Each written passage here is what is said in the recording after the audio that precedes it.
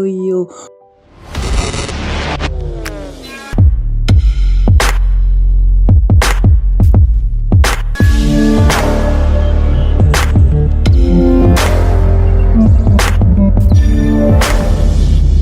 Ariko subundi yola umezete ni nesi naturitse ndi kubona amazi nkumva ari wanene mama kenama kuvuye wagera aho ngaho niki wawuze nabuze mitsingi nsanzwe ninywera Kigali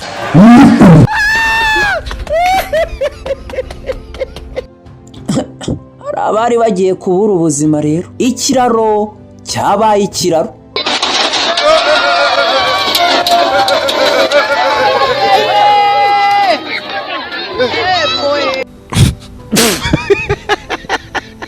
niba udakoresha iyi mihanda urasa n'umuntu wacitswe n'igisa n'ibirori kuko inkuru isekeje yiriwe ivugwa kuva ku mugoroba wo kuwa mbere ndetse n'uyu munsi ni ikiraro cyasenyutse ubwo cyatahwaga muri Repubulika Iharanira Demokarasi ya Kongo. Aya mashusho ubona uyu mugore bivugwa ko ari umudepite, abandi bati ngo ni umuyobozi w'umuryango utegamiye kuri leta.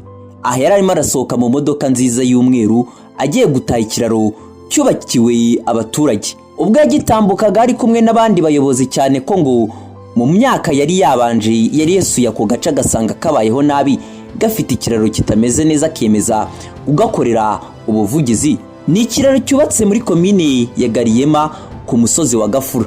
Bivugwa ko cyatashywe ku itariki ya 21 Kanama 2022 ubwo bakataga ruban igaragaza ko icyo kiraro gitashywe ku mugaragaro.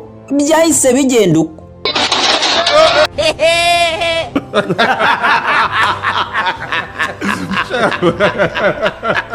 none se ubu ngubu mubayeho muti nyuma y'uko ibi bibaye? Bale bavaze benye mawivu na ma problème tubayeho neza, bashiki banje baraho ninda zitereye aho natwe turaho tunkura umugi tukiba turaho mbese byo nta kibazo dufite mama kenama ubu turara tutariye ntacyo bivuze nta kibazo turara hanze tugafungwa gahanguka umutima. Mu gihe ab'ikiraro ubuzima bwabo bushobora kuba bwarahise bujya mu bibazo, nako byagendekeye Muyoboke Alex uzwi mu kazi ko kureberera inyungu z'abahanzi, aho yakoze impanuka ikaze rurema igakinga ukuboko. N'amakuru yabyutse acaracara kuri iyi mihanda avuga ko uyu mugabo atayirokotse wenyine ahubwo bayirokotse ari abantu bane bari mu modoka yabaye ubushwange. Abinyujije ku rubuga rwe rwa Instagram yanditse ati nasohotsemo ndi muzima ndetse nabo twari kumwe uko ari batatu naraye mbonye Imana bagenzi. Aha ni naho yahise agira ati usezeranya warangiza ugasohoza aho umuntu yabonye nazira wowe uzifite nyinshi manu bikora utitaye kugutenebuka kw'imitima yacu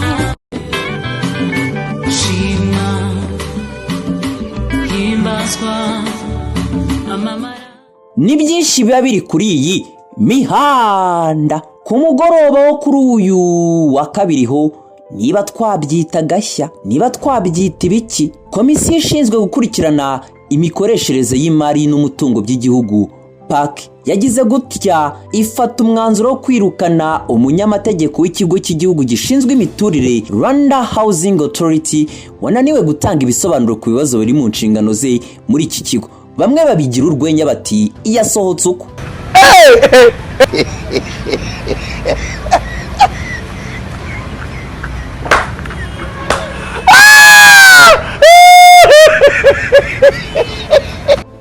Ibi byabaye ryari? Byabaye ubwo hagarukaga ku bwiyongere bw'amafaranga Rwanda Housing Authority itanga ku bukode bw'inzego za leta, by'umwihariko PAC igeze ku kibazo cy'amasezerano y'ubukode intara y'amajyepfo yagiranye na RSSB ajyanye no kongera ubuso bukodeshwa. Yabajije umunyamategeko wa Rwanda Housing Authority niba ibyo bintu abizi, arabihakana.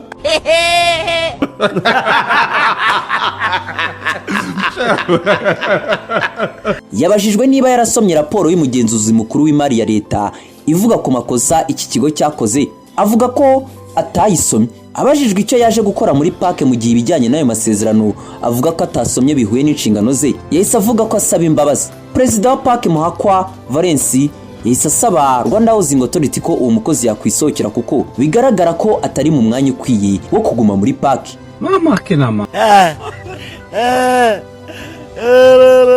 Reka mvuge ko byahise biba igitaramo ku mbuga nkoranyambaga nyuma y'uko ibinyamakuru bitandukanye byari bimaze kwandika iyi nkuru.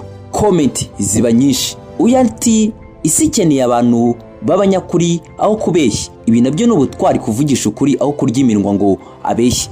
Ubutaha niyongeraho gukora cyane kubyasabwa tuzaba dufite umunyakuri. Lukman ati uko niko kuri aho kubeshya wavugisha ukuri maze abahawe ukuri bakamenya icyo bakubwira aho kugira ngo ubeshye nyuma basange wabeshye wasuzugurwa kabiri. Nanjye ndagushyigikiye. Isi dutuye ikeneye abantu ubavugisha ukuri.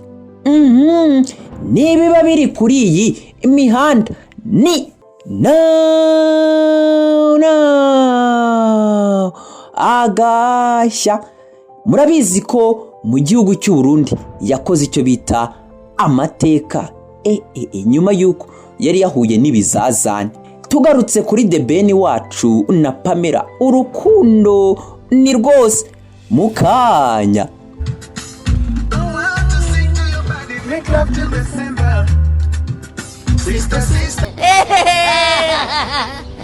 Bamwe bati ibi ni ibiki niduheruka afite umugore, bamwe bise ngo ni Ikatarina gahanguka umutima. None se uyu yaje ati mu gihe muri mu gihirahiro ukuri kose rega kuba guhari.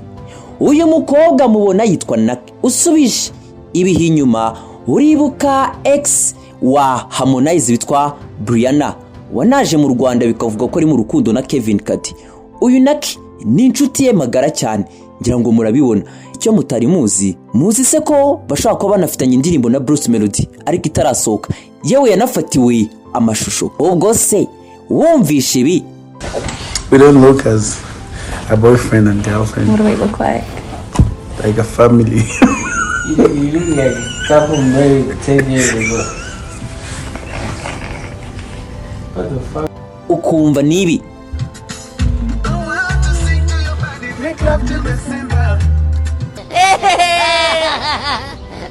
Ariko se ubundi cyuzo ibi ni ibiki Bruce Melody yarari? Yastaje gahanguka umutima. Nibiba biri kuri iyi imihanda ni no.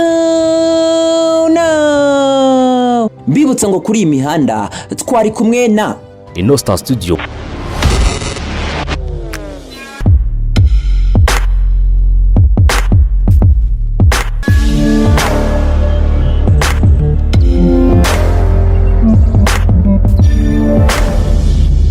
Reka dukomeze twagura umuryango dukora subscribe, like, share na comment.